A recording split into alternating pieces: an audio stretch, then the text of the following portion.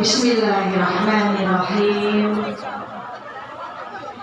Assalamualaikum warahmatullahi wabarakatuh.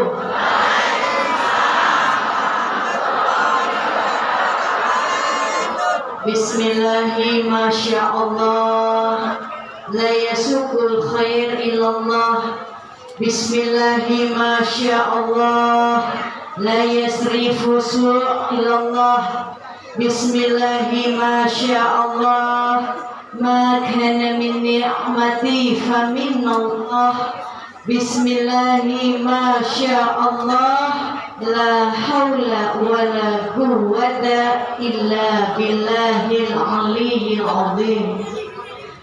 Ini doa yang diucapkan oleh Nabi Khidir dan Nabi Ilyas di saat beliau bertemu dan berpisah di Mina. Beliau saling mendoakan, doanya ini. Jika kita baca doa ini di pagi hari 4 kali, di sore ya, maka faedahnya Allah jauhkan kita dari keburukan yang datang dari jin dan manusia. Bismillahirrahmanirrahim, la yasukul khairillallah. Dengan menyebut nama Allah, segala hal yang terjadi atas kehendak Allah. Tidak ada kebaikan-kebaikan itu datang dari Allah. Bismillahirrahmanirrahim, la yasrifu su'illallah. Dengan menyebut nama Allah, segala hal yang terjadi atas kehendak Allah, tidak ada yang bisa menyingkirkan keburukan terkecuali Allah. Bismillahirrahmanirrahim, maka min ni'mati fa minallah. Dengan menyebut nama Allah, segala nikmat datang dari Allah. Ini dibaca ya, insyaallah. Subhanallahi 'adada ma khalaqu fis sama', subhanallahi 'adada ma khalaqu fil ard, subhanallahi 'adada ma baina dzalik, subhanallahi 'adada ma huwa khaliq. Alhamdulillahi 'adada ma khalaqu fis sama', alhamdulillahi 'adada ma khalaqu fil ard, alhamdulillahi 'adada ma baina dzalik, alhamdulillahi 'adada ma huwa khaliq. La ilaha illallah 'adada ma khalaqu fis sama', la ilaha illallah 'adada ma khalaqu fil ard, la ilaha illallah 'adada ma baina dzalik, la ilaha illallah 'adada ma huwa khaliq. Allahu akbar 'adada ma khalaqu fis sama', Allahu akbar 'adada ma khalaqu fil ard, Allahu akbar 'adada ma baina dzalik, Allahu akbar 'adada ma huwa khaliq. La haula wala quwwata illa billahil aliyyil azim. 'Adada ma khalaqu fis sama', la haula wala quwwata illa billahil aliyyil azim. 'Adada ma khalaqu fil ard, la haula wala quwwata illa billahil aliyyil azim. 'Adada ma baina dzalik, la haula wala quwwata illa billahil aliyyil azim. 'Adada ma huwa khaliq. La ilaha illallah wahdahu la syarika lah, lahul mulku wa lahul hamdu, yuhyi wa yumiitu wa huwa ala kulli syai'in qadir. 'Adada kulli alfa marrah. Alhamdulillah, wassalatu wassalamu ala rasulillah, la haula wala quwwata illa billah. Allahumma sholli ala sayyidina Muhammad. Allahumma sholli ala sayyidina wa habibina wa syafiina wa maulana Muhammadin wa ala alihi wa sahbihi ajma'in. Rabbi shrah li sadri wa yassir li amri wahlul 'uqdatam min lisani yafqahu qawli. Alhamdulillah, yang saya hormati para ustazah, para alim ulama, para kiai, para ustadz, para asatidzah yang tidak saya sebutkan namanya persatu-persatu, para DKM masjidnya, pengurusnya, semua yang hadir di sini. Semoga Allah hari ini rahmati kita semuanya. Yang duduk di sini yang sambil kipas-kipas. Panas bro, panas. Insya Allah nanti kita dapat anginnya surga, bisa duduk di taman surga nih. Ya, kita sekarang lagi duduk di taman surga, taman dari taman surga. Dan insya Allah nanti kita bisa duduk di surganya, ya, tanpa hisab duduk di surganya, surga Firdaus. Ya, semoga kita nggak hanya kumpul di dunia seperti ini. Insya Allah karena kita hadir di sini karena cinta, karena ingin memberikan cintanya kepada yang maha memiliki cinta, Allah Subhanahu Wa Taala, ingin memberikan cintanya kepada manusia yang memiliki cinta, yaitu baginda Nabi Muhammad Sallallahu Alaihi Wasallam. Maka insya Allah kita menjadi orang-orang yang dicintainya. Amin ya Rabbal Alamin. Alhamdulillah. Dengan segala nikmat yang sudah Allah berikan kepada kita semuanya, nikmat iman, nikmat sehat, nikmat Islam, bersyukur dengan nikmat iman dan Islam ini. Dengan nikmat iman kita bisa mengenal Allah atas perantara Nabiullah Muhammad Sallallahu Alaihi Wasallam. Walaupun imannya kita ini manusia naik turun. Sekarang imannya lagi naik apa lagi turun ibu-ibu? Lagi naik. Nggak lagi naik turun. Insya Allah. Tapi imannya kita nih manusia naik turun. Nggak ada yang bisa jamin kita istiqomah dalam ibadah kita. Hari ini sholat duhanya 8 rakaat, besok bisa 2 rakaat, besok lagi bisa nggak sholat duha. Ada yang bisa jamin kita istiqomah? Enggak. Itulah imannya kita naik turun, kadang kenceng-kenceng imannya, kadang lagi turun-turun banget. Nah ya, maka salah satu usaha kita menguatkan iman kita ini hadir majelis taklim, ya, menuntut ilmu karena hukumnya wajib. Bahkan keutamaannya barang siapa yang meniti jalan, ya, untuk menuju tempat majelis menuntut ilmu, maka nanti Allah akan mudahkan jalannya menuju surganya Allah. Insya Allah. Salawat dan salam untuk manusia mulia yang hari ini adalah kelahirannya beliau. Manusia yang cintanya tidak pernah pudar untuk umatnya. Manusia yang sampai akhir hayatnya memikirkan umatnya. Manusia yang menangisi untuk umatnya.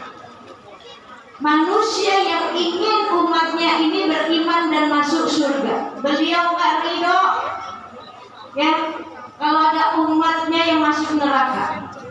Manusia yang berkorban nyawa, harta, waktu untuk umatnya. Sholawat dan salam untuk terkasih hati. Semoga kita mendapatkan syafaatnya Rasulullah Sallallahu Alaihi Wasallam. Ya Sayyidi ya Rasulullah, ya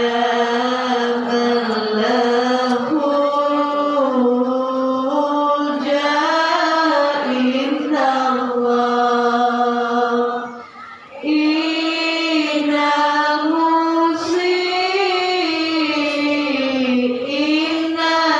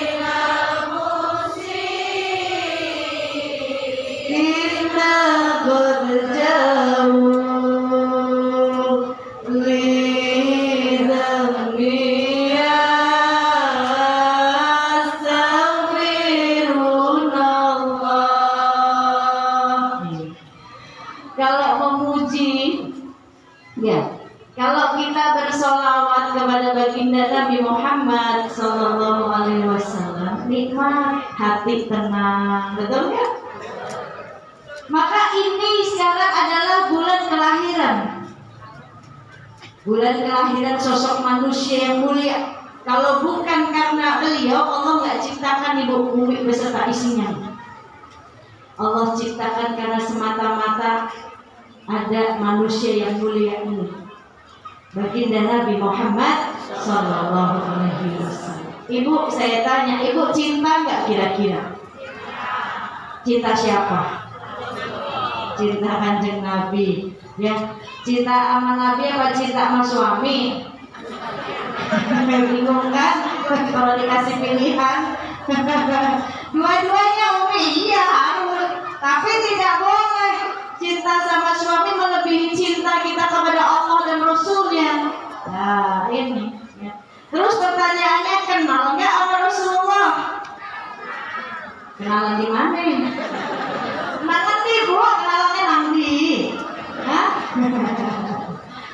Tahu Rasulullah? Tahu Rasulullah nggak? Tahu. Kenal? Jangan-jangan hanya cuma tahu aja, gak kenal.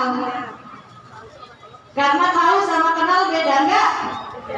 Beda nggak tahu sama kenal? Ibu-ibu tahu saya, cielah, pede sangat saya ya. Ibu tahu saya di TV ada, tahu bu? Tahu ke tempe? Tahu saya ya di TV, di sosial media. Kenal nggak? Enggak. Kan belum kenalan kita bu. Hanya tahu, kenal nggak? Gimana caranya supaya udah tahu terus bisa kenal? Ya kenalan kan gitu bu. Ya nggak? Kalau cuma hanya tahu saja namanya, nggak pernah lihat aslinya. Emang ibu pernah lihat saya? Ini sekarang lihatnya ya kan? Oh iya, sebelumnya hanya di TV. Ya, semoga TV-nya rusak semua. Biar nggak tahu saya lagi. Saya udah nggak mau masuk TV soalnya. Ya, hanya tahu nggak kenal. Ya, harus kenalan dulu supaya kalau udah kenal bisa deket, bisa saling sayang. Kan tak kenal maka tak sayang, betul nggak? Gitu. Kalau udah kenal kan enak. Kalau cuma tahu kan, oh iya, begitu lihat aslinya, ih ternyata Umi kecil banget ya. Kayak di TV tuh kayaknya gede banget, pakai banget lagi bu. Tuh tadi saya pas lewat ada yang ngomong begitu tuh, kedengeran ke saya tadi yang ngomong gitu.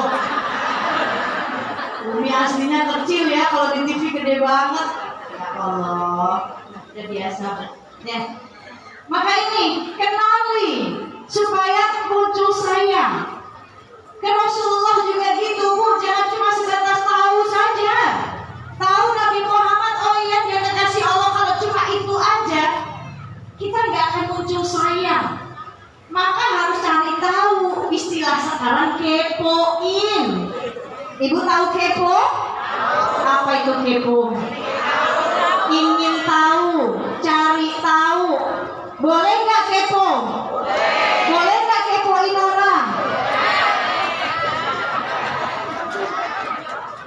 Kalau yang dikepoin orang baik boleh. Kalau yang dikepoin yang sudah jamin surganya kita, yang sudah ngasih syafaat kita boleh. Boleh. Tapi kalau kepoin tetangga nggak boleh. Ya. Kepoin pabrik figur artis yang belum dijamin surga, yang nggak ngasih syafaat ke kita nggak boleh. Ya. Tapi kalau kepoin kehidupannya Rasulullah boleh.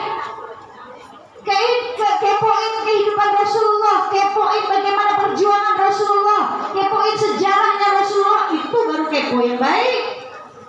Supaya kita kenal, supaya makin sayang. Baca sirahnya, cari tahu, hadir majelis-majelis yang menyelenggarakan maulid. Kenapa? Karena di situ diceritakan bagaimana cerita sejarahnya Rasulullah Sallallahu Alaihi Wasallam. Itu baru kepo yang baik. Ini tetangga beli mobil dikepoin, dapat duit dari mana ya dia? Perasaan suaminya kerjanya cuma hansip doang, kok bisa beli mobil? Ya Allah bu, apa rezeki orang dikepoin? Yang dikepoin udah tidur nyenyak. Kita yang ngepoin boro-boro tidur. Sampai pagi nggak bisa tidur tuh, koyok di mana-mana. Pakai koyok di mana-mana, pusing sendiri. Ngapain? Tetangga bangun rumah pusing sendiri, dia meriang. Panas dingin. Itu bukan kepo yang baik, tapi kepo yang baik yang meningkatkan iman kita. Kepoin bagaimana cintanya Rasulullah kepada kita. Kepoin bagaimana perjuangannya Rasulullah di agama Allah, di jalan Allah untuk kita. Saya di sini mau menceritakan karena ini hari ini kelahirannya baginda Nabi Muhammad SAW. Saya kepengen ya Nabi itu bangga sama kita. Dan saya ingin kita makin bangga, makin cinta ya menjadi umatnya Nabi Muhammad SAW. Jangan yang ada saling caci maki, saling ngebid'ahin, saling benci begini begitu begini. Buat apa? Apakah Rasul mengajarkan kita untuk saling membenci, saling mencaci, saling menilai orang lain? Rasul tidak pernah melakukan itu. Ya. Kalau tiap tahun seperti ini, ya setiap tahun kita cuma diketawain dan ditepuk tanganin, Bu, sama siapa? Sama orang-orang di luar Islam sana tuh. Tiap tahun tuh kalau udah masuk Rabiul Awal, Islam sama Islam pada berantem satu sama lain. Malu nggak? Malu nggak kira-kira? Malu. Tuhan, anak kecil aja sampai bilang malu. Malu, Bu, kita.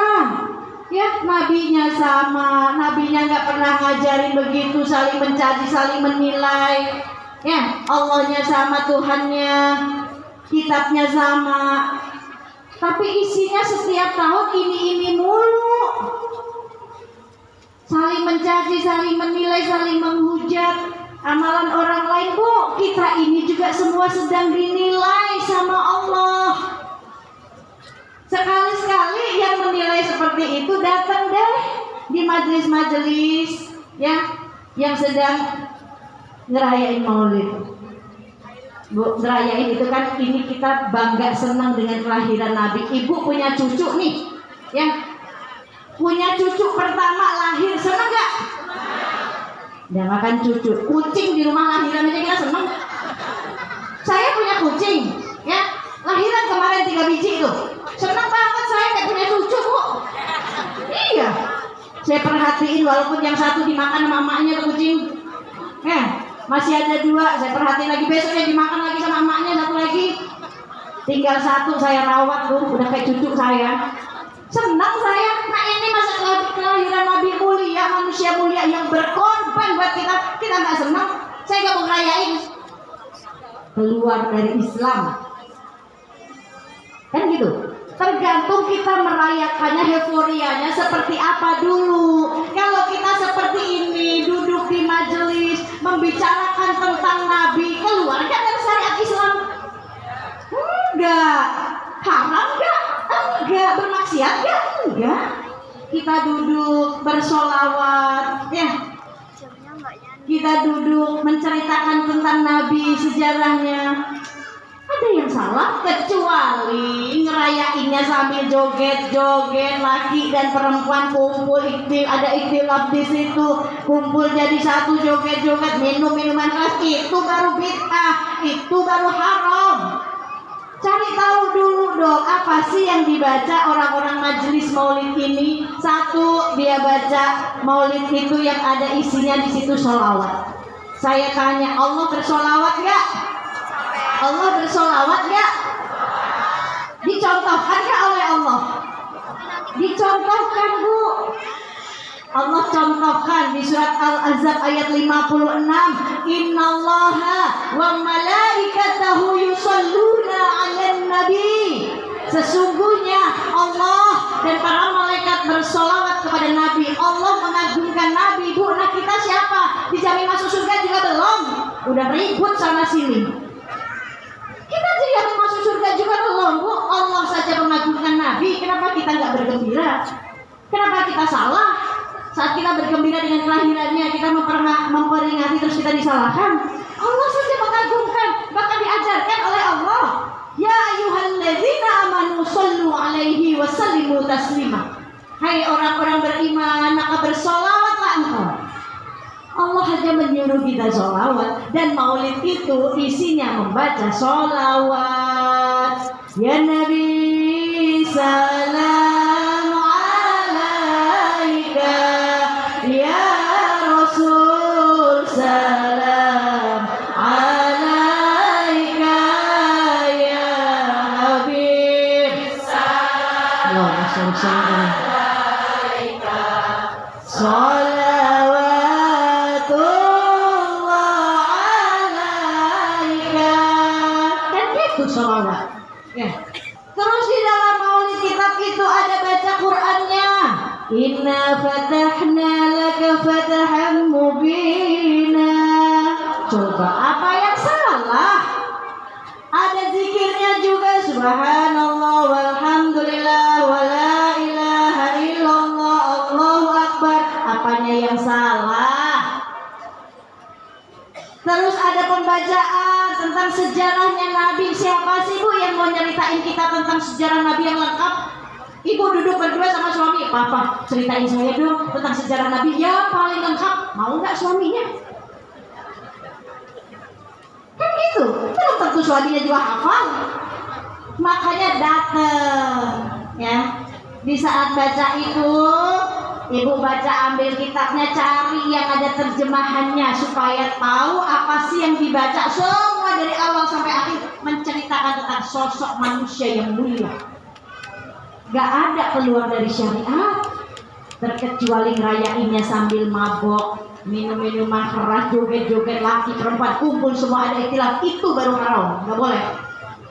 Nah ini ya Bu, Rasulullah Sallallahu Alaihi Wasallam bagaimana sosok yang setiap hari ini Bu ngerasain penderitaannya kita.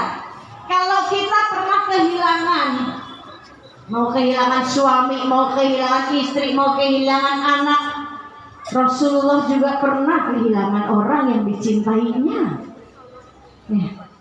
Kalau kita pernah merasakan susah makan, pernah nggak sampai 3 hari kita nggak makan Bu? Bu, pernah nggak ibu-ibu 3 hari telat, 3 hari nggak pernah makan? 3 hari nggak makan pernah? Sehari doang paling Bu itu juga telat makan, bukan nggak makan. Bener nggak? Sehari paling telat makan, nggak makan, nggak telat makan doang. Ya. Tapi Rasulullah Shallallahu Alaihi Wasallam pernah 3 hari nggak makan Bu, dan itu beliau lakukan buat kita. Saya ceritakan supaya malu kita kalau hari ini kita belum ketemu nasi, kayaknya belum makan. Betul Bu? Tapi Rasul pernah 3 hari nggak makan untuk kita. Diceritakan suatu hari malaikat Jibril mendatangi rumah Rasulullah Shallallahu Alaihi Wasallam. Ya, begitu malaikat Jibril datang, malaikat Jibril mengatakan begini, ya Rasulullah, hari ini Allah sedang mengobatkan api neraka, menyalakan api neraka, dan semua malaikat takut ya Rasulullah. Maka aku mendatangimu bertabaruk kepadamu ya Rasulullah, mengambil berkahnya karena aku tahu engkau manusia yang paling dicintai oleh Allah. Maka Rasulullah bertanya kepada malaikat Jibril, ya Jibril, ceritakan kepadaku bagaimana keadaan neraka saat itu. Maka Jibril menceritakan, ya Rasulullah, neraka itu terdiri dari 7 lubang. Satu lubang dengan lubang yang lainnya jaraknya 70 tahun. Lubang pertama untuk orang-orang munafik. Apa ciri-ciri orang munafik Bu? Kalau berkata dia bohong, kalau berjanji dia mengingkari, kalau dipercaya dia berkhianat. Ini ciri-ciri orang munafik. Semoga kita terhindar dari sifat demikian, amin. Lubang selanjutnya untuk orang-orang kafir. Yang selanjutnya untuk orang-orang penyembah berhala yang gak beriman kepada Allah. Yang selanjutnya untuk penyembah matahari, terus sampai tingkatan ke-7, lubang ke-7 malaikat Jibril terdiam. Hingga Rasulullah bertanya, ya Jibril, engkau belum melanjutkan, untuk siapa lubang ketujuh itu? Tingkatan ketujuh untuk siapa ya Jibril? Teruskan. Lalu Jibril menunduk dan mengatakan, ya Rasulullah, maafkan aku. Lubang ketujuh, neraka ketujuh itu Allah ciptakan untuk umatmu yang melakukan dosa besar, dia tidak bertaubat kepada Allah. Seketika itu Rasulullah pingsan, Bu. Dan malaikat Jibril menggotong tubuh Rasulullah dan meletakkan di pangkuannya. Tak lama Rasulullah terbangun, menangis, bertanya lagi, ya Jibril, betulkah yang ketujuh itu Allah ciptakan untuk umatku ya Jibril? Iya ya Rasulullah. Lalu Rasulullah saat itu 3 hari tidak mau keluar rumah. Tidak keluar rumah, tidak mau makan. Apa yang beliau lakukan? Bu, beliau habiskan dengan bertaubat, ibadah kepada Allah, memohon ampun kepada Allah. Nangis. Hingga para sahabatnya yang kehilangan Rasulullah, biasa setiap hari berjumpa dengan Rasulullah, ini sudah 3 hari nggak berjumpa dengan Rasulullah. Sayyidina Abu Bakar Siddiq mendatangi rumah Rasulullah. Assalamualaikum ya Rasulullah, sudah 3 hari aku tidak melihatmu, bolehkah aku masuk ya Rasulullah? Rasulullah diam, Bu, tidak membukakan pintu. Hingga Sayyidina Umar menangis pulang. Di jalan bertemu Sayyidina Umar. Sayyidina Umar bertanya, wahai Abu Bakar, kenapa engkau menangis? Ya, aku takut dengan kondisi Rasulullah, sudah 3 hari Rasulullah tidak keluar rumah. Maka akhirnya Sayyidina Umar mendatangi rumah Rasulullah. Assalamualaikum ya Rasulullah, bolehkah aku masuk? Aku rindu ya Rasulullah, sudah 3 hari engkau tidak keluar, aku tidak jumpa denganmu ya Rasulullah. Rasulullah terdiam, Bu, gak mau bukakan pintu. Maka Sayyidina Umar pulang. Di jalan bertemu Salman Al-Farisi. Salman bertanya, ya Umar, kenapa engkau menangis? Diceritakanlah hal yang sama. Hal yang sama pun dilakukan oleh Salman Al-Farisi. Rasulullah juga tidak membukakan pintu. Sampai akhirnya Salman tahu siapa ya yang harus ditemui sampai nanti Rasulullah akan membukakan pintu. Maka Salman mendatangi rumah putrinya Rasulullah. Siapa putri Rasulullah, Bu? Sayyidah Fatimah Zahra. Fatimah Zahra. Karena Rasulullah kalau ingin rindu sama wanginya surga, Rasulullah cium kening putrinya, Bu. Ini Rasulullah. Ya, karena Sayyidah Fatimah itu mendapatkan julukan oleh Allah Al-Batul. Ya. Sayyidah Fatimah ini nanti penghulunya kita di surga, pemimpinnya para perempuan di surga. Wanita mau masuk surga melewati sirat nanti bersama Sayyidah Fatimah. Dan rugi buat wanita yang nanti melewati Siratal Mustaqim, melewati jembatan sirat tidak bersama rombongannya Sayyidah Fatimah. Rugi. Kenapa rugi? Karena saat Sayyidah Fatimah melewati jembatan sirat nanti tidak ada api jahanam yang menyala-nyala, nggak ada, Bu. Melewati, ya, disuruh oleh Allah lewat. Bahkan Allah berseru, Allah mengatakan, wahai kalian semua penghuni mahsyar, tundukkan kepala kalian, pejamkan mata kalian, jangan ada yang melihat satupun, karena putri Rasulullah Sayyidah Fatimah bintu Muhammad akan melewati sirat beserta rombongannya. Lewat, Bu, dengan santai lewat, menyeberangi. Sedangkan kita tahu ya, jembatan Siratal Mustaqim di bawahnya api jahanam yang menyala-nyala. Banyak orang takut melewati jembatan Siratal Mustaqim. Ada yang lewat terjatuh, ada yang lewat sambil pelan-pelan merangkak takut terjatuh. Tapi Sayyidah Fatimah beserta rombongannya lancar melewati sirat. Dan rugi kalau tidak ada kita di situ. Semoga kita menjadi rombongan, ya, bersama rombongannya Sayyidah Fatimah, insya Allah, amin ya rabbal alamin. Lalu Sayyidah Fatimah mendatangi Rasulullah. Assalamualaikum, wahai ayahku, bolehkah aku masuk? Aku dengar sudah 3 hari kau tidak keluar rumah. Begitu mendengar putrinya mengucapkan salam, Rasulullah bergegas membukakan pintu. Begitu dibuka, Sayyidah Fatimah menangis melihat kondisi ayahnya, Bu. Melihat kondisi Rasulullah yang pucat, yang kurus. Hingga putrinya bertanya, wahai ayahku, apa yang kau lakukan? Apa yang terjadi padamu ya Rasulullah? Engkau tidak makankah? Engkau pucat dan kurus. Apa jawab Rasulullah? Wahai putriku Fatimah, bagaimana aku bisa makan? Bagaimana aku sanggup menelan makanan sedangkan aku mendengar Jibril mengatakan Allah menciptakan neraka ketujuh untuk umatku ya Fatimah. Rasul menangis. 3 hari Rasul gak mau makan, memikirkan bahwa neraka Allah ciptakan untuk umatnya. Rasul bertobat, Bu, memohon, menangis. Buat siapa? Buat kita, bukan buat Rasulullah. Rasulullah mah sudah dijamin surga, Bu. Bahkan diriwayatkan yang lain, suatu hari Rasulullah istirahat di rumah istrinya Ummu Aisyah. Di saat malam hari terbangun, Ummu Aisyah tidak melihat ada Rasulullah di sampingnya. Maka Ummu Aisyah mencari kemana Rasulullah, karena dilihatnya Rasulullah belum istirahat, belum tidur. Begitu dicari ternyata Rasulullah ada di masjid, Bu. Rasulullah sholat lama sekali sholatnya. Selesai sholat, Ummu Aisyah bertanya, ya Rasulullah, kapan engkau istirahatnya? Kapan engkau tidurnya? Aku perhatikan engkau belum sempat tidur ya Rasulullah. Apa jawab Rasulullah? Jika aku tertidur, siapa yang akan memikirkan umatku? Siapa yang menangisi umatku? Tapi ya Rasulullah, aku perhatikan dalam satu malam engkau sholat taubat 100 rakaat hingga kakimu bengkak.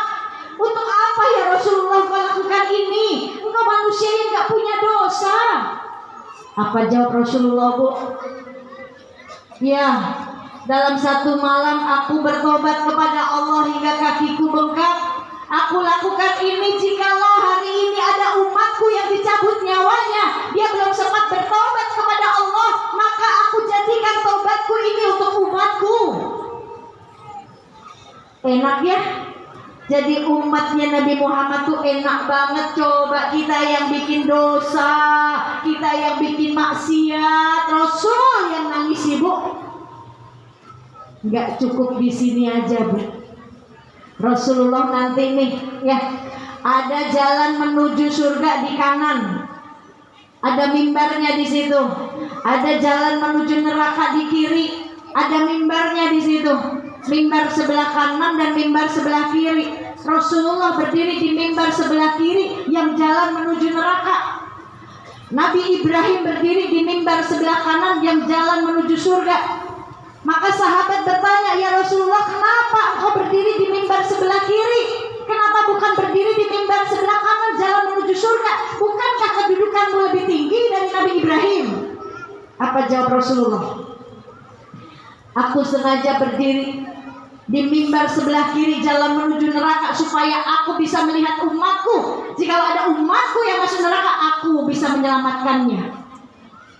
Itu, Bu, yang dilakukan Rasulullah. Cintanya, gak mau Rasul ada umatnya satupun yang masuk neraka, Bu. Lalu apa dong yang kita perbuat hari ini? Saling mencaci, saling menilai, masih seperti ini, masih bikin Rasul ini menangis terus. Bikin dong Rasul ini bangga dengan kita umatnya Nabi Muhammad. Nabi Musa alaihissalam aja meminta pengen jadi umatnya Nabi Muhammad, gak bisa, kata Allah. Gitu. Nah kita lahir udah menjadi umatnya Nabi Muhammad.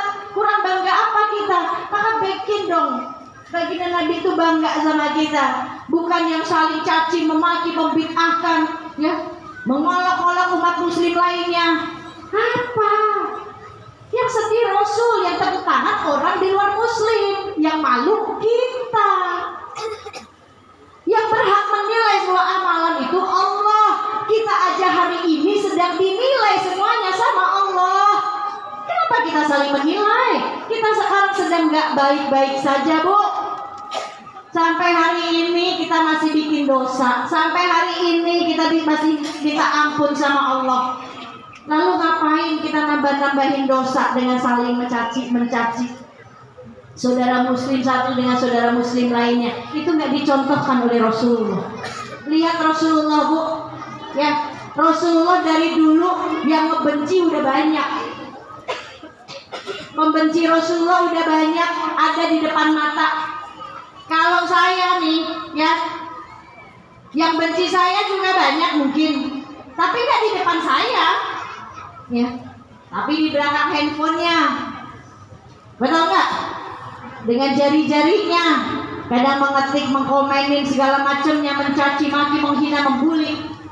Tapi Rasulullah ya pembencinya banyak, nggak sembunyi Bu pembencinya Rasulullah, ada di depan mata. Rasul diludahi, Rasul dilempari batu, dilempari kotoran,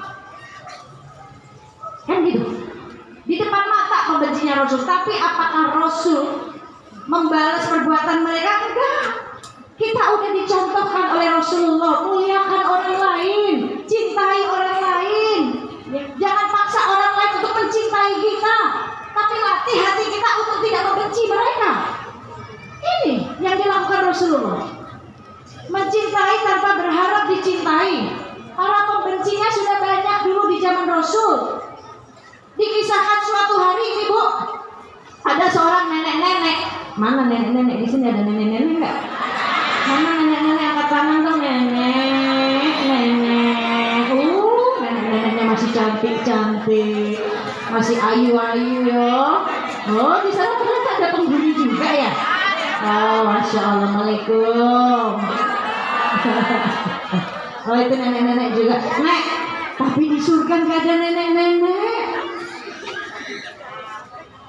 Oh, di sini ada juga nenek-nenek. Oh, banyak. Banyaknya nenek-nenek ya. Ketimbang ABG. Assalamualaikum, Nek. Masya Allah. Tapi di surga nggak ada nenek-nenek. Gimana dong? Ini diceritakan oleh Nabi Bu, ada kisahnya. Ya, saat itu Rasulullah didatangi oleh nenek-nenek. Ya Rasulullah, aku pengen masuk surga bersamamu ya Rasulullah.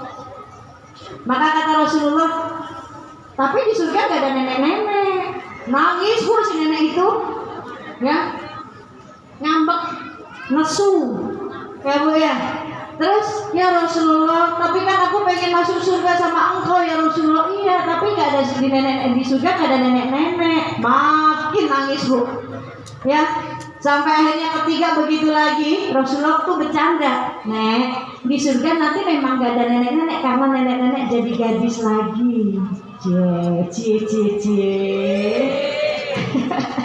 Nanti nenek-nenek jadi cantik lagi Bu, ya, jadi kayak Syahrini, kayak Desi Ratnasari, hah? Kayak Umi Titik, enggak ah.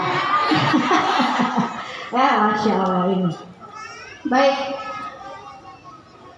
Lupa tadi saya cerita apa Bu? Bukan nenek-neneknya yang lain. Tadi saya mau ceritain tentang apa tuh? Oh iya, nenek-nenek. Ada seorang nenek, orang Yahudi, ya. Di zaman Rasul setiap hari dia bencinya luar biasa sama Rasulullah. Setiap Rasulullah lewat, si nenek tersebut meludahin Rasulullah. Rasulullah lewat lagi di depan nenek tersebut, diludahi lagi. Suatu hari pas Rasulullah lewat situ, si nenek itu gak ada Bu. Nah, Rasulullah kehilangan, sedih. Kemana nenek tersebut? Gak dilihatnya, dia meludahin lagi. Coba kalau kita Bu, ibu lewat nih, ya, di rumah tetangga, si tetangga itu meludahin ibu. Besok lewat lagi, ibu diludahin lagi. Ketiga kali lewat, orang itu gak ada. Senang kita Bu. Terus dengar dia lagi sakit, syukurin lu, kualat. Ya Bu ya. Itu kita. Rasul gak gitu Bu, sedih. Kemana nenek ini? Kok dia gak datang? Kok dia gak meludah lagi? Kok dia gak meludahin saya lagi? Kemana? Dicari tahu sama Rasulullah Bu. Ternyata Rasul dengar nenek itu sedang sakit parah. Rasul datang ke pasar, pergi ke pasar beli buah-buahan, beli makanan. Rasul datang ke rumah nenek tersebut. Begitu tahu Rasul datang, nenek itu kaget Bu. Dikira Rasulullah mau balas dendam. Ya Muhammad, kenapa engkau datang menjengukku? Bukankah aku sudah berlaku buruk kepadamu? Wahai ibu, dipanggilnya oleh Rasulullah. Aku datang menjengukmu, aku bawa makanan, aku bawa buah-buahan, semoga engkau cepat sembuh. Didoain. Kaget nenek tersebut. Di saat gak ada satu orang pun yang mendatanginya, menjenguknya. Rasul yang setiap hari diludahi datang. Ya. Maka Rasul mengatakan, ibu, karena engkau belum mengenalku. Kan gitu, makanya harus kenal dulu baru sayang. Tak kenal maka tak sayang. Ini sifatnya Rasulullah. Kita pun juga harus gitu Bu. Kita punya tetangga yang luar biasa ngeselin banget. Ya karena kita nggak tahu sifatnya. Coba ibu datengin, bawain kue, assalamualaikum jeng. Ya, nih loh saya bawain kue daripada gibah mulu. Nih yuk makan kue saya. Coba didatengin, berbuat baik. Yang baru kita tahu sifatnya kan gitu. Kadang kita cuma melihat sudut pandang yang kita lihat aja. Tapi kita berburuk sangka. Ya, lihat dong Rasul mengajarkan sifat akhlak yang luar biasa. Itu baru nenek-nenek. Sampai seperti itu Bu. Yang akhirnya asbab akhlaknya Rasulullah, nenek Yahudi tersebut memeluk agama Islam. Itu baru akhlak Islam. Itu akhlaknya harus baik. Ya. Kan gitu. Jangan kita hanya bisa menilai orang, tapi tanpa dikenal dulu. Ada lagi cerita, mungkin ibu-ibu sering mendengar ya, cerita bagaimana pengemis, orang pengemis buta itu setiap hari caci maki Rasulullah. Pernah dengar ceritanya nggak? Pernah dengar nggak? Saya ceritain lagi biar makin sayang sama Rasul. Biar kita punya sifat seperti itu. Ada seorang pengemis di ujung jalan itu dia selalu mencaci maki Rasulullah. Bunuh Muhammad, Muhammad penipu, pembohong, penyair, bunuh Muhammad. Setiap hari Bu. Dan Rasulullah saat melewati orang tersebut senyum Rasulullah Bu. Coba kita, saya deh jangan ibu-ibu ya, kita dilihatin aja panas. Ngapain lu lihat-lihat? Bu ya kan, ya biarin aja Bu, mata-mata dia kan gitu. Rasulullah enggak Bu, senyum. Datang ke rumah istrinya, wahai istriku ada makanan apa di rumah? Oh ini makanannya ya Rasulullah, cuma ada roti. Ya sudah sini, dibawa sama Rasulullah. Rasul datang lagi ke pengemis tadi itu yang mencaci maki Rasulullah. Saat masih mencaci maki, Rasul suapin Bu. Dan karena Rasul tahu cara memuliakan orang, ya Rasul lihat pengemis buta ini ompong Bu, gak punya gigi. Rasul halusin dulu makanannya sebelum masuk ke dalam mulut si pencaci tersebut. Dia halusin, disuapin. Si pengemis itu habis makan dia bilang, anak muda, kalau kamu ketemu Muhammad bunuh saja. Dia itu pembohong, dia itu penyair, dia itu penipu, bunuh saja. Dan Rasul senyum lagi, suapin lagi. Sampai suatu hari sahabat Rasulullah Sayyidina Abu Bakar Siddiq menemui putrinya, yaitu istri Rasulullah, Aisyah, Ummu Aisyah. Wahai putriku, kebiasaan baik Rasulullah yang belum pernah aku lakukan itu apa? Aku ingin mencontohnya. Oh, Rasulullah sering membawa makanan dan menyuapi laki-laki di ujung sana, di dekat pasar, dicari ya sudah, kasih aku makanan. Sayyidina Abu Bakar Siddiq mengikuti apa yang Rasul lakukan. Begitu di depannya laki-laki tersebut, laki-laki ini lagi mencaci maki Rasulullah, bunuh Muhammad, Muhammad penipu, seperti itu. Sayyidina Abu Bakar kaget Bu, ini Rasulullah nggak salah nih, ya ngasih makan orang yang ngasih maki beliau, ini kan salah Rasulullah. Heran Sayyidina Abu Bakar Siddiq. Akhirnya sama Sayyidina Abu Bakar Siddiq disuapin. Tapi cara nyuapinnya beda sama Rasul. Kalau Rasul tadi diapain dulu Bu? Dihaluskan dulu makanannya. Kalau Sayyidina Abu Bakar Siddiq nggak, langsung disuapin. Suapan pertama, suapan kedua, suapan ketiga. Pengemis buta ini walaupun buta tapi nggak bego. Dia tahu mana makanan halus, mana makanan yang nggak dihaluskan. Dia pegang tangan si Abu Bakar. Siapa engkau? Aku? Iya, siapa engkau? Engkau bukan orang yang biasa nyuapin aku. Loh, aku yang biasa nyuapin kamu, kata Abu Bakar. Bukan. Orang yang biasa nyuapin aku tangannya itu wangi sekali. Dan makanannya itu halus. Kemana dia? Siapa engkau? Diceritakan, aku Abu Bakar. Engkau ingin tahu siapa orang yang menyuapimu? Iya, aku ingin tahu. Benar ingin tahu? Iya. Orang yang menyuapimu, yang berdiri setiap hari di sini membuatmu kenyang, makanannya dihaluskan dulu sebelum masuk ke mulutmu, tangannya wangi, dialah Muhammad. Allahumma sholli wa sallim wa barik. Begitu mendengar nama baginda Nabi Muhammad, pengemis itu gemetar Bu, seluruh badannya guncang. Ya, dia tidak menyangka orang yang setiap hari dia caci maki justru yang memuliakan, yang membuatnya kenyang. Lalu dia mulai bersedih. bertanya, lalu kemana Muhammad? Kenapa dia tidak menyuapiku lagi? Apakah dia marah kepadaku? Aku ingin meminta maaf kepada Muhammad. Kemana dia? Beliau sudah meninggal. Menangis, malu, sedih mengguncang dirinya. Orang yang biasa dia caci maki justru orang yang pertama kali menyuapinya berdiri di hadapannya. Maka dia mengatakan kepada Sayyidina Abu Bakar Siddiq, ya sahabat Muhammad, antarkan aku ke makamnya Muhammad, aku ingin memeluk agamanya Muhammad. Tuh, asbab akhlaknya baginda Nabi Muhammad Sallallahu Alaihi Wasallam. Ini yang diajarkan Rasulullah, Bu. Cinta, mencintai tanpa berharap untuk dicintai. Ya. Rasul sudah mendapatkan hinaan, cacian. Kalau kita juga pernah ngerasain dihina, Rasul udah ngerasain duluan. Rasul, kalau kita baru gak bisa makan sehari, berapa jam doang kita gak bisa makan, Rasul sudah merasakan 3 hari gak makan. Coba, ini cintanya Rasul buat kita. Ini pengorbanannya Rasul. Bahkan saat Rasul hijrah masuk ke kota Taif. Kalau kita hari ini mau berbicara tentang hijrah, nih contoh hijrahnya baginda Nabi Muhammad SAW. Hijrah itu bukan cuma sebatas kita ganti pakaian dari terbuka tertutup. Oh, si fulana sudah hijrah, selesai. Enggak gitu doang. Tapi hijrah bukan hanya berganti pakaian saja, tapi hijrah bagaimana anggota tubuh kita bawa hijrah juga. Enggak cukup, oh si fulana pakaiannya udah berubah ya, sudah hijrah. Enggak, bukan itu. Saya dengan pakaian begini, ya, saya menutupi. Bukan berarti pakaian saya lebih mulia dengan pakaian ibu-ibu. Enggak, bukan berarti saya sudah dijamin masuk surga kepada ibu-ibu. Enggak, ini cadar saya belum jaminan diri saya masuk surga, belum dikasih jaminan sama Allah. Tapi hijrah itu setiap hari sampai kita mau mati, yang berproses memperbaiki diri dalam ketaatannya kita, itu hijrah. Bukan hanya berganti pakaian saja, enggak. Wallahi, ini selembar kain yang menutupi muka saya, yang katanya saya dikatain kayak ninja segala macam, belum dapat jaminan dari saya masuk surga, belum.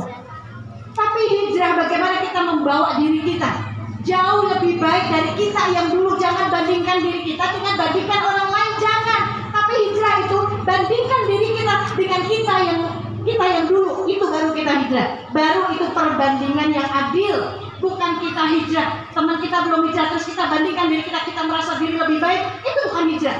Karena orang yang sudah mengklaim dirinya hijrah, lisannya lembut sama orang lain, ya, mau menghina orang lain dia takut, mau menilai orang lain dia takut, karena dia juga sedang dinilai sama Allah. Itu hijrah. 2 hal yang harus dilakukan, ya. Meninggalkan hal yang tidak dicintai oleh Allah, tidak disenangi oleh Allah, tinggalin. Kan hijrah itu melakukan hal-hal yang dicintai Allah, ya, hal-hal yang Allah nggak suka ditinggalkan. Gibah Allah nggak suka, tinggalin. Menilai orang Allah nggak suka, tinggalin. Ngapain kita lakuin? Tapi mendatangkan ridhonya Allah, sesuatu yang mendatangkan ridhonya Allah, itu yang kita cari, itu yang kejar. Yang kita tinggalkan yang Allah benci, yang kita maju, ya, yang kita cari yang Allah ridhoi. Tahu nggak, Bu, amalan yang paling dicintai oleh Allah itu apa? Nabi Musa pernah bertanya kepada Allah, ya Allah, aku sudah melakukan 3 hal nih, sholat, zikir, puasa. Dari 3 amalanku ini, mana amalan yang paling engkau cintai? Apakah sholatku, apakah zikirku, apakah puasaku? Apa jawab Allah? 3-tiganya untukmu, bukan untukku. Saat engkau sholat, sholatmu untukmu, supaya engkau terhindar dari perbuatan keji. Saat engkau berzikir, zikirmu untukmu, bukan untukku, supaya jiwamu tenang. Saat engkau berpuasa, puasanya itu untukmu, bukan untukku, supaya engkau tertahan dari hawa nafsu, terjaga hawa nafsumu. Tetapi ya Allah, berarti dari 3 ini kalau bukan amalan yang paling engkau cintai, amalan mana yang paling engkau cintai? Apa jawab Allah, Bu? Memasukkan rasa bahagia di hatinya manusia. Bu, nyenengin manusia itu pahalanya lebih dari ibadah yang ibu lakuin. Orang yang sholat banyak, tapi orang yang nyenengin orang gak banyak, betul gak? Sholat, ahli ibadah, tapi Masya Allah kadang dengkinya sama orang luar biasa. benci sama orang, dengki sama orang, ya. Masya Allah. Imam Syafi'i pernah ditanya, Bu, wahai Imam, ada dua orang nih, mana yang lebih baik menurutmu? Yang pertama, dia sholatnya rajin, tapi Masya Allah, akhlaknya luar biasa, ya, akhlaknya nggak baik sama orang. Ada lagi satu orang, dia nggak pernah sholat, tapi akhlaknya baiknya sama orang, Masya Allah, nolongin orang dulu. Di antara keduanya ini, mana yang baik menurutmu? Dua-duanya baik, kata Imam Syafi'i. Dua-duanya baik. Yang sholat, dia ahli ibadah, tapi akhlaknya nggak baik, doain saja supaya Allah kasih hidayah dari sholatnya ini membuat akhlaknya jadi baik. Buat yang dia yang nggak pernah sholat tapi akhlaknya baik, doain juga. Semoga dengan akhlaknya yang baik menjadi asbab hidayah turunnya Allah, turunnya hidayah dari Allah. Kelak dia dari akhlaknya yang baik, dia bisa sholat. Kan gitu. Kadang kita terlalu menilai orang terlebih dahulu, padahal Allah yang pantas menilai kita. Maka hijrah itu menjadikan diri kita lebih baik dari kita yang dulu, bukan menjadikan diri kita merasa lebih baik dari orang lain. Lihat Rasulullah saat hijrah di kota Taif. Ibu-ibu tahu kota Taif nggak? Kota Taif itu dari kota Mekah. Kalau ibu umroh, ibu usahakan pergi ke sana kalau masih ada waktu, ya kan? Itu kalau naik taksi cuma 2 jam. Taif itu puncak, jadi dingin. Jadi kayak kalau misalkan di Jakarta kita ke puncak, nah itu Taif 2 jam dari Mekah. Itu Rasulullah pernah ke kota Taif, hijrah di sana, masuk ke kota Taif. Bu, semua orang mengusir Rasulullah. Rasul dilemparin batu hingga keningnya berdarah-darah. Tapi apa yang Rasul lakukan? Apakah Rasul membalas melemparin batu lagi? Enggak. Ya. Malaikat penjaga gunung-gunung Taif, jabal-jabal Taif saat itu menawarkan kepada Rasulullah, ya Rasulullah, jikalau engkau meminta gunung-gunung ini aku angkat, aku hancurkan untuk mereka yang sudah berbuat zalim kepadamu, aku akan hancurkan, kata malaikat.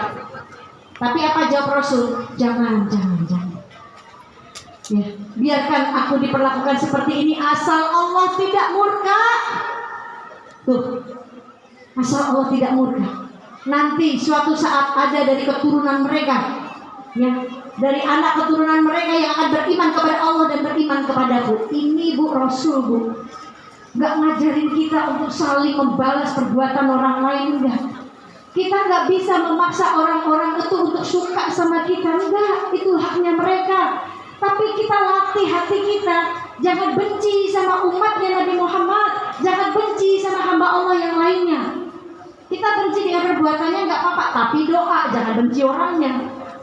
Kita benci sama orang ahli maksiat, benci sama perbuatannya, orangnya jangan dibenci. Setiap melihat dia dalam hati doain, ya Allah, dia kan hambamu juga, ya Allah, dia kan umat Nabi Muhammad, ya Allah, berikan dia hidayah, ya Allah. Gitu Bu. Wa kana min ibadi rahman, kata Allah, jadilah kalian hamba-hamba yang rahman, kata Allah. Allah aja nyuruh, Bu. Kalau kita cinta sama Allah, kita tahu sifat-sifatnya Allah. Allah Maha Pengasih, Maha Penyayang. Terus kenapa kita nggak berkasih sayang kepada hamba Allah? Allah yang menciptakan kita aja berkasih sayang, menyuruh kita, wa kana min ibadi rahman, jadilah kalian hamba-hamba yang rahman. Apa hamba yang rahman? Yang tidak saling membenci, yang selalu menebarkan salam, tidak menghakimi, kan gitu. Bahkan Rasulullah dalam hijrahnya di surat Al-Muzammil ayat 10, ketika Rasulullah mendapatkan perlakuan buruk kepada mereka, apa yang Rasul lakukan? Allah mengatakan kepada Rasulullah, bersabarlah kamu wahai Muhammad atas apa yang mereka ucapkan kepadamu dan tinggalkan mereka dengan cara yang baik. Yang punya rahmat itu Allah. Allah yang memiliki rahmat. Rasul hanya menebarkan rahmatnya Allah dengan apa? Dengan akhlaknya Rasul, mencintai tanpa membenci. Itu yang dilakukan oleh Rasulullah Sallallahu Alaihi Wasallam. Semoga kita semakin cinta. Ya, perbuatan yang paling dicintai oleh Allah itu nyenengin orang, Bu. Nyenengin orang. Hidup di dunia nggak cukup mementingkan kebahagiaan kita sendiri, ya. Tapi lihat kebaikan orang lain. Bu, dalam hidup nih yang harus kita ingat kebaikannya orang. Itu penting Bu, supaya kita nggak lupa diri, ya, supaya kita nggak lupa, supaya kita nggak kayak kacang lupa kulit lupa kacangnya, ya apa Bu? Kacang lupa kulitnya. Jangan makan sama kucing kayak sama kucing. Jangan makan sama kulitnya ya Bu. Minum dulu ah.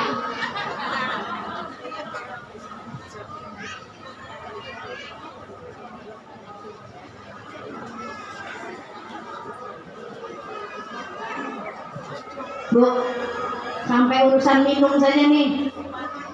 Rasul ngajarin kalau minum ya 3 kali Bu, 3 tegukan, jangan sekali gluk haus Bu. Ya, 3 tegukan Bu. Ya, minumnya. Cara Rasul minum nih Bu. Bismillah, baca Bismillah minum. Setelah itu baca Alhamdulillahirobbilalamin. Baca lagi Bismillahirrahmanirrahim, minum lagi. Alhamdulillahirobbilalamin. Baca lagi Bismillahirrahmanirrahim, ambil lagi. Alhamdulillahirobbilalamin. Gitu, bukan sekali tegukan habis. Jangan. Nah, dari minum aja kita dapat pahala coba. Mau nyenengin Rasul mah gampang. Rasul kan sudah berusaha banget nih nyenengin kita, mikirin kita sampai surganya kita nih dipikirin sama Rasul, ya. Nah kita juga nyenengin Rasul dong. Gimana caranya Umi buat nyenengin Rasul tuh gimana sih caranya? Bikin Rasul bangga sama kita tuh caranya gimana sih? Nih, ini kan ibu-ibu semua nih, ya. Ini ibu-ibu semua yang dekat sama anak-anak, bener gak? Yang 24 jam lebih sering sama anak-anak di rumah, bener gak? Ajarin Bu, bantuin dakwahnya Nabi. Caranya gimana Umi? Apa harus kayak Umi dakwah setiap hari? Enggak Bu, saya juga gak punya cita-cita saya jadi pendakwah, enggak. Saya gak berpikir saya bakalan begini, enggak. Dulu ibu-ibu tahu lah, ya, yang berceramah, yang dakwah siapa? Suami saya, ya. Yang berdakwah beliau, saya hanya di rumah ngurus anak-anak waktu itu masih kecil-kecil, dia aja umurnya masih 3 tahun, bener ya? Hah? Oh 4, salah maknya. Dia aja umurnya masih 4 tahun waktu ditinggalin almarhum. Setiap hari, ya, beliau yang berdakwah keliling. Orang kenalnya sama beliau, taunya sama beliau, nggak ada yang tahu saya. Tapi suatu hari malam beliau mau meninggal, siangnya nih masih ngobrol sama saya Bu, ya. Habis sholat zuhur karena rumah saya jauh dari masjid. Jadi kadang kita kalau sholat udah berjamaah di rumah, ya. Malah siang itu sholat sama saya, sholat zuhur. Terus beliau ngomong habis sholat, "Mi, kamu udah harus siap ya." "Hah, siap apa nih? Emang mau kemana kita?" Saya bilang gitu. "Enggak, siap, kamu siap dakwah. Siap sana dakwah, sampaikan walaupun cuma 1 ayat, ini perintah, ya. Dakwah, enggak lah, jangan saya. Saya mah udahlah jadi dakwah ke anak-anak aja, ibu rumah tangga saja." Tapi kata beliau, "Enggak, kamu udah harus dakwah." "Kenapa harus saya? Kenapa enggak kamu aja?" "Udah kamu aja Debbie, dakwah lagi." Karena beliau seminggu sebelum meninggal beliau udah gak mau ceramah lagi. Jadwalnya dikasih-kasihin ke teman-temannya yang ustaz-ustaz semuanya. Kalau ditanya kenapa sih Bi nggak mau ceramah lagi, pengen jadi suami yang baik. Terus saya tanya, emang nggak baik ya? Ya pengen jadi suami yang baik aja di rumah kan gitu ya. Pengen jadi ayah yang baik, bisa ngajarin anak. Selama ini yang diajarin anak orang mulu. Selama ini nyeramain anak orang mulu, ya kan gitu. Ya, belum pernah didik anak dengan baik, ya. Nggak pernah nganterin anak sekolah, pengen jadi ayah yang baik, pengen jadi suami yang baik. Seminggu sebelum meninggal, nggak mau ceramah. Dan saat itu beliau mengatakan, "Udah nih, kamu yang ceramah, Bismillah." "Nggak saya bilang. Orang nggak tahu saya, nggak kenal saya. Ya. Terus kata beliau, "Sebentar lagi semua orang bakal lihat kamu. Sebentar lagi semua orang akan lihat kamu, akan kenal kamu, akan fokus sama kamu, nggak akan lihat saya lagi." Beliau ngomong begitu, saya nggak paham Bu dengan kalimatnya, nggak punya firasat nanti malam bakalan meninggal. Orang sehat, masih muda, umurnya 40 tahun saat itu. Saya saat itu umurnya 36 tahun, saya beda 4 tahun. Kalau sekarang saya 46 tahun, beliau saat ini berarti sudah 50 ya. Usianya 50 tahun, April kemarin. Saya nanti 46 tahun, tanggal 26 November. Saya jelasin sekalian, kalian aja mau ngasih kado. Ya, itu. Beliau bilang begitu, Bu. Ya, karena ternyata syarat mati nggak nunggu tua dulu. Syarat mati yang muda juga mati, beliau masih muda. Syarat mati nggak nunggu sakit dulu, yang sehat juga mati, beliau sehat. Maka jangan pada percaya diri bakal panjang umur, kan itu kita minta sama Allah, ya Allah panjangkan umur saya. Jangan cuma gitu, Bu. Nanti kita panjang umur sendiri di dunia mau, yang lain udah mati.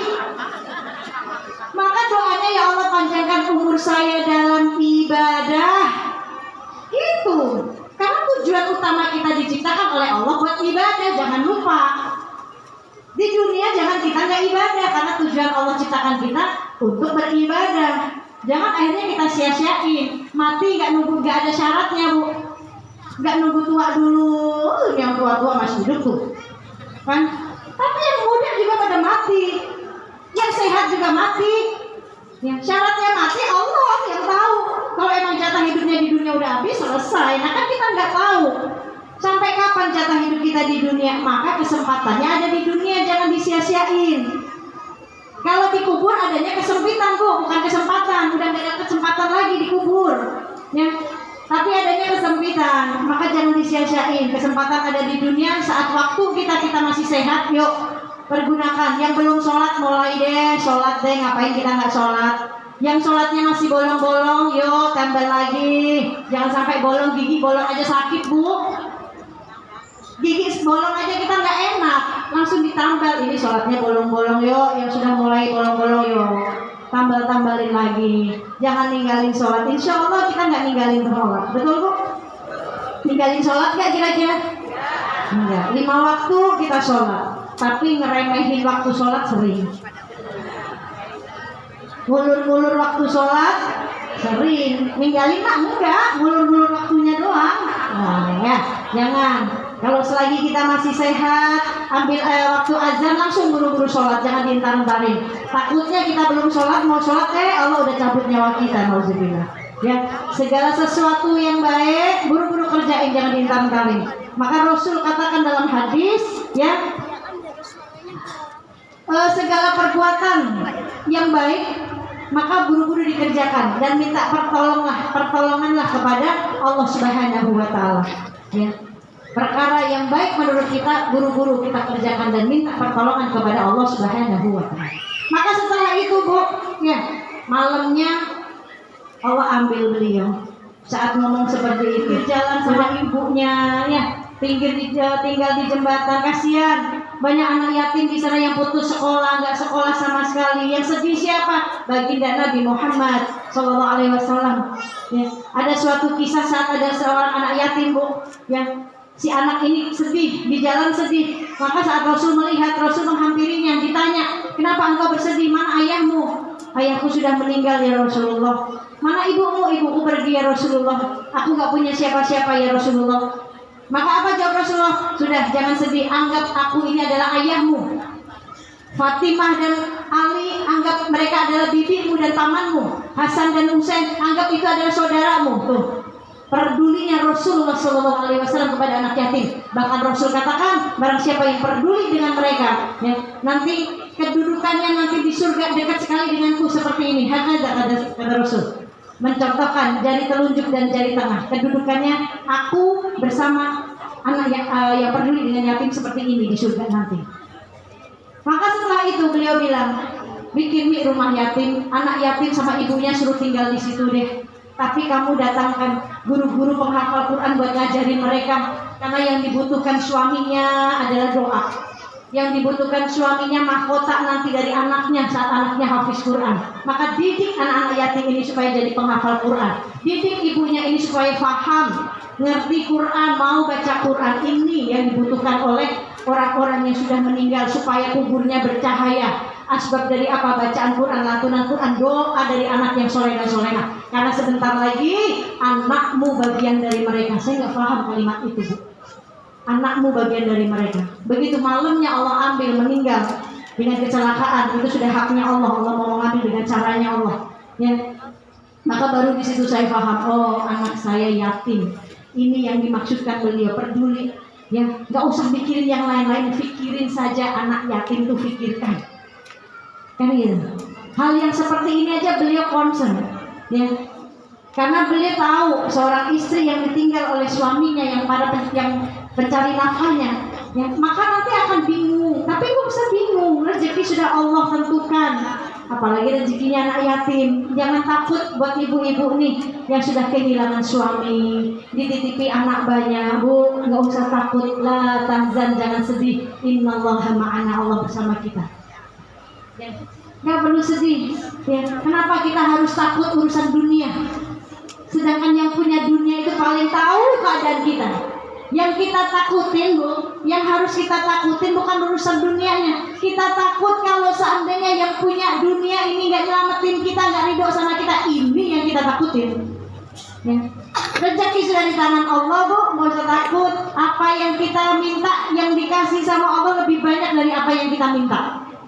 Nafas aja tiap hari masih dikasih sama Allah. Nggak sikut-sikutan tuh kita ngambil nafas, enggak?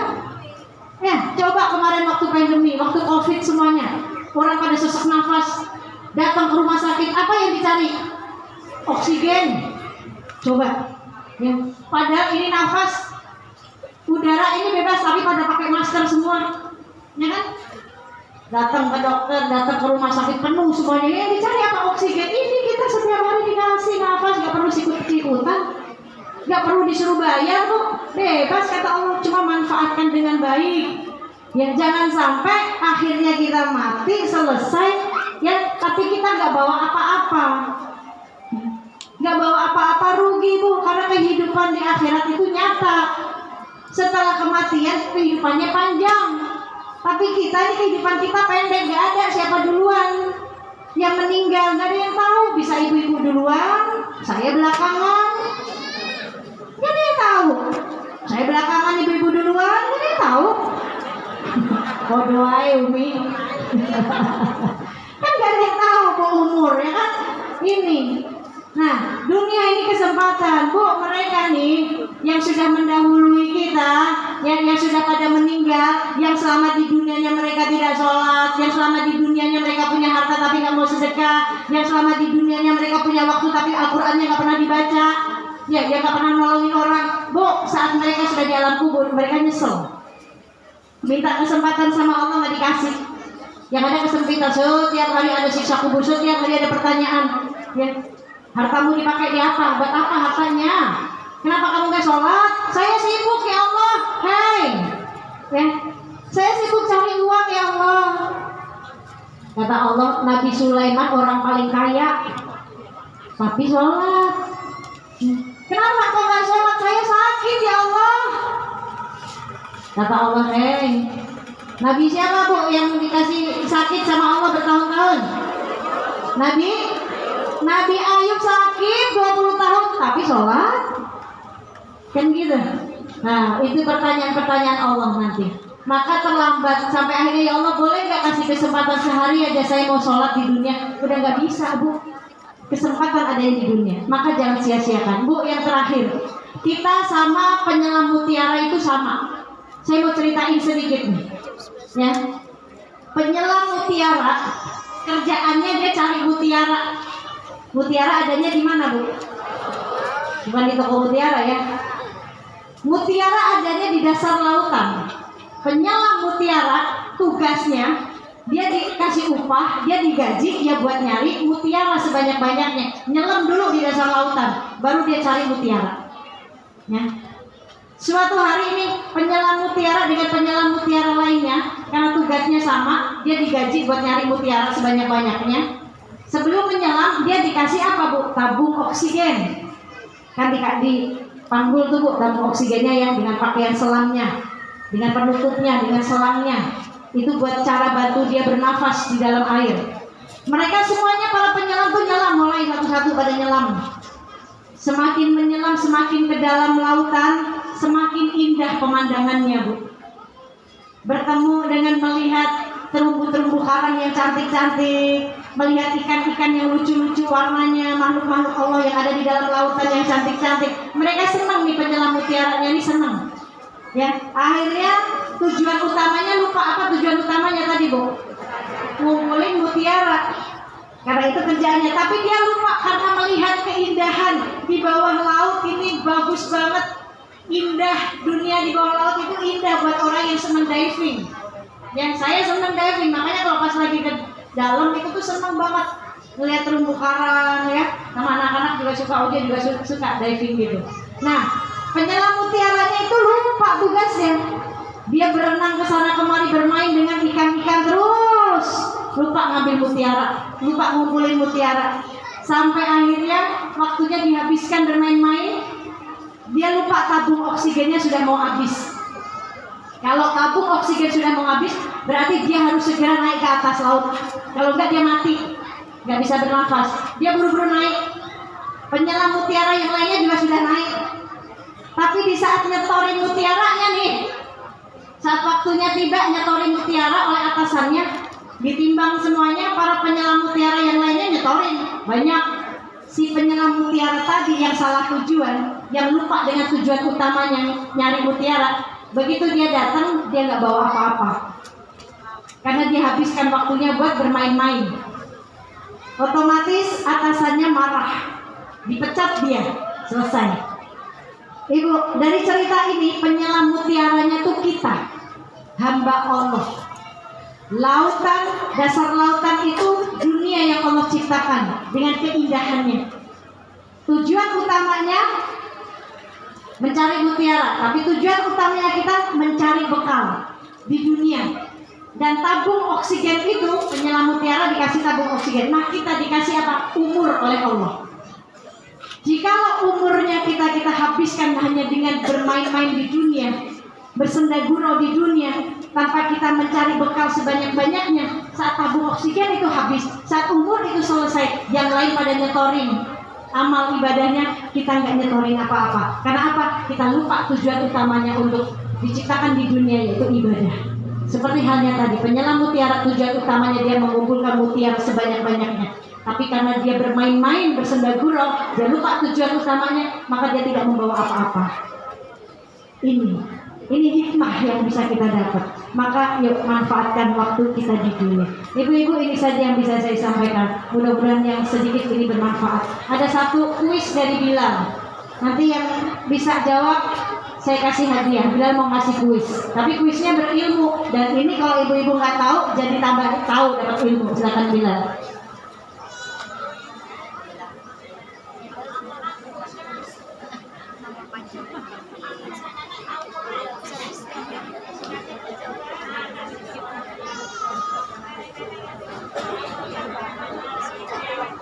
Bismillahirrahmanirrahim. Alhamdulillahirabbil alamin. Allahumma shalli ala sayyidina Muhammadin maqta salatil uyun bil nazar wa tadhakkaratil arduna bil matar wa hajjaha wa atamar wa labba wa halaga wa nahara wa tafa bil baitil atiqi wa qabbala al hajar wa ala alihi wa sahbihi wa sallam. Ada hadis yang disabdakan oleh Rasulullah SAW bagaimana cara kita mengatasi penyakit hati dari hasad, penyakit iri dalam hati. Hadisnya adalah Nabi Hurairah radhiyallahu taala anhu, Rasulullah sallallahu alaihi wasallam berkata, "Idza nadhara ahadukum ila man fadla alaihi fil mali wal khalaq, falyanzur ila huwa asfal minhu." Apabila kita melihat seorang yang lebih unggul daripada kita, maupun itu dari harta ataupun dari penampilan, maka Rasulullah mengajarkan kita untuk melihat kepada orang yang di bawahnya. Mengapa? Agar sifat iri itu hilang dan hal yang kita nikmati itu tidak hilang. Karena apabila kita terus-menerus melihat kepada perkara dunia, maka itu tidak akan ada habisnya. Maka iri kepada perkara dunia itu kita harus melihat ke bawah. Sedangkan perkara iri kepada akhirat kita harus melihat ke atas. Contoh, kita memiliki sepeda dan kita merasa nikmat atas sepeda tersebut, dan kita merasa nikmat yang sangat besar. Lalu kita melihat teman kita membeli motor, maka muncul sifat iri tersebut. Enak juga ya punya motor. Nah, kata Rasulullah, lihatlah kepada orang yang di bawah. Bagaimana? Kita lihat, oh, ada orang yang jalan kaki, ada orang yang harus ngeluarin biaya buat kemana-mana. Kita harus ngambil positif dari suatu hal yang mungkin hal yang sepele. Dan itu cara kita mengatasi hal yang iri agar suatu hal yang kita nikmati itu tidak hilang. Itu atas perkara dunia. Dan kepada perkara akhirat kita harus melihat ke atas. Bagaimana? Kita harus punya sifat iri kepada para ulama. Ya Allah, pengen dia bisa rajin sholat seperti beliau, dan bisa rajin puasa seperti beliau, dan bisa rajin baca Quran seperti beliau. Dan itu adalah dianjurkan oleh Rasulullah SAW. Dan semoga kita bisa mengatasi sifat-sifat iri tersebut dalam hati kita dan bisa dikumpulkan oleh Rasulullah SAW bersama Rasulullah SAW.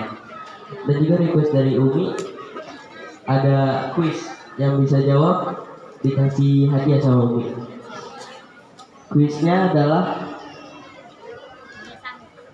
digoyang-goyang hukumnya wajib, dilepas hukumnya sunnah. Apa tuh?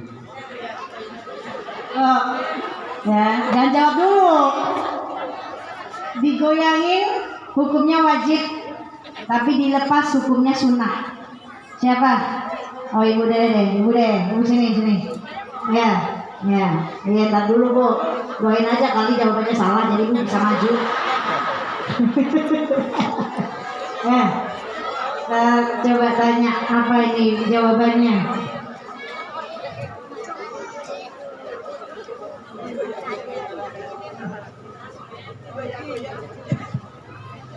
Nah, silakan Bu. Siapa namanya Bu?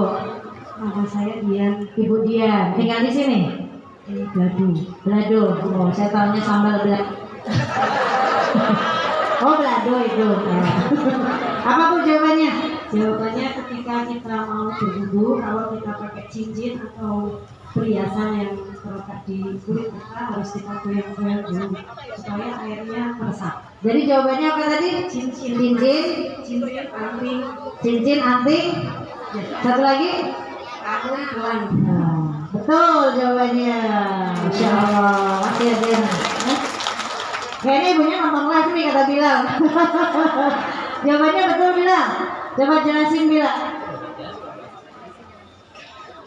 Penjelasannya adalah seperti tadi yang Ibu jelaskan, apabila kita menggunakan perhiasan-perhiasan tersebut, maupun itu dari jam, gelang, anting ataupun cincin, itu diwajibkan oleh para ulama untuk kita menggoyang-goyangkan perhiasan tersebut agar air wudhu itu masuk ke dalam dan kena permukaan kulit kita dan disahkan wudhunya. Akan tetapi apabila dilepas maka hukumnya sunnah. Tahu ya Bu? Nggak tahu ilmunya ya. Jadi kalau ibu pakai cincin, ya mau wudhu digoyang-goyangin dulu nih Bu, ya supaya airnya masuk, ya. Atau enggak ibu lepas, nah itu hukumnya sunnah. Apalagi pakai gelang keroncong segini nih, gelangnya segini sampai ke sini nih, sampai ke lengan. Ini wajib digoyang-goyangin semuanya ya Bu ya, keroncongnya, ya. Kalau nggak dilepas, nah ini ilmu. Jadi yang nggak tahu baru kerjain. Anting juga sama. Kalau kita usap telinga kita, ini digoyang-goyangin nih antingnya supaya air wudhunya masuk gitu ya. Kalau nggak dilepas sunnah hukumnya. Ada pertanyaan lagi nggak Bila? Udah aja katanya. Takut bukunya habis. Baik Ibu yang dirahmati oleh Allah, mari kita sama-sama doa. Pasang hajat di sini. Semoga yang hari ini bawa hajat, yang lagi sakit Allah angkat penyakitnya. Amin. Yang punya hutang Allah lunaskan hutangnya. Ada amalan mau nggak Bu? Biar rezekinya ngalir. Mau? Ibu pada saben subuh, ya, habis sholat subuh, habis sholat asar nih, baca 10 kali. Ya Rabbi sholli ala Muhammad waftah minal khairi kulla mu'la. Apa Bu?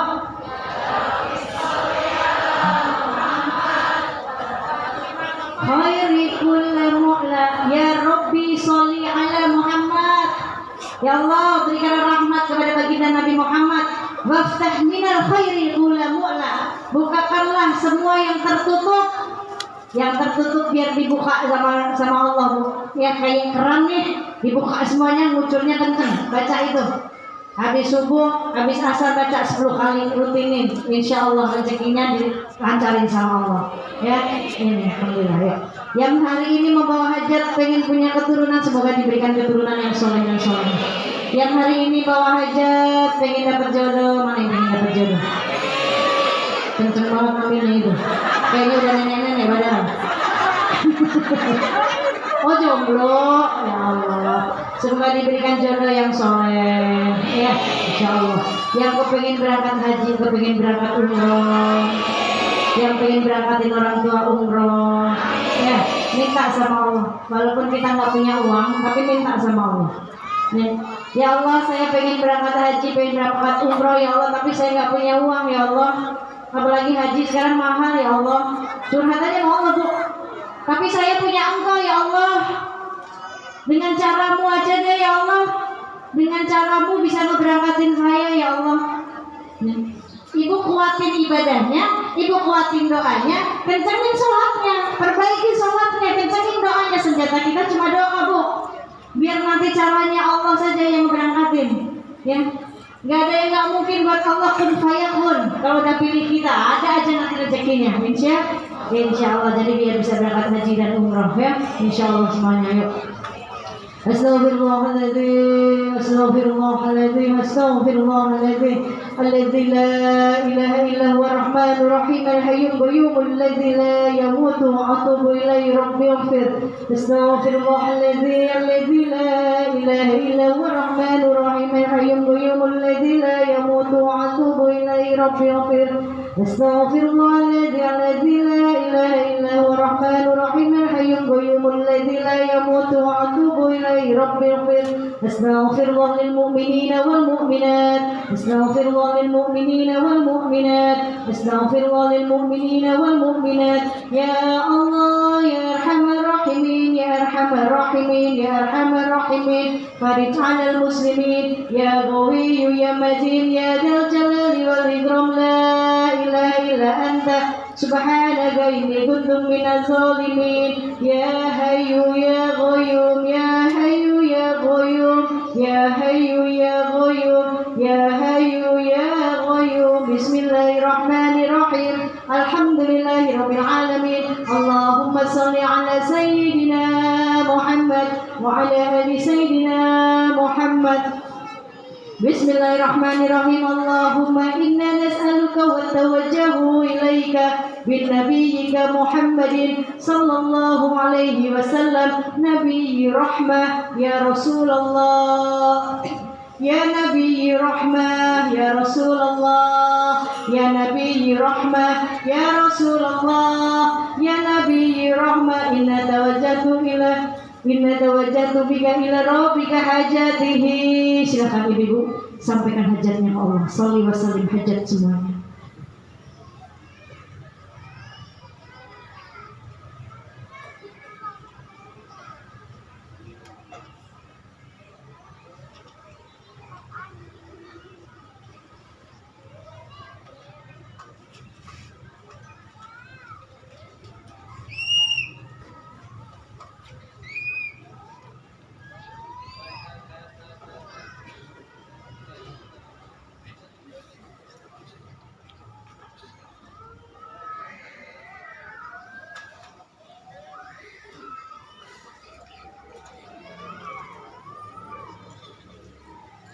Allahumma aftah lana abwaabal khair, abwaabal barakah, abwaabal salamah, abwaabal rizqi, abwaabal jannah. Rabbana innana amanna waghfir lana dhunubana wa qina 'adzaban nar. Rabbana afriq 'alaina sabran wa tawaffana muslimin. Rabbana zalamna anfusana wa in lam taghfir lana wa tarhamna lanakunanna minal khasirin. Rabbana hab lana min azwajina وذرياتنا قرة أعين واجعلنا للمتقين إماما. لا إله إلا أنت سبحانك إنا كنا من الظالمين. رب اغفر لنا ولوالدينا وارحمهما كما ربيانا صغيرا. ربنا آتنا في الدنيا حسنة وفي الآخرة حسنة وقنا عذاب النار وادخلنا الجنة مع الأبرار. يا عزيز يا غفار، يا عزيز يا غفار يا رب العالمين. وصلى الله على سيدنا محمد وعلى آله وصحبه وسلم. سبحان ربك رب العزة عما يصفون والسلام على المرسلين والحمد لله رب العالمين. سبحان الله وبحمده عدد خلقه ورضا نفسه وزينة نفسه ومداد كلماته بسر الفاتحة.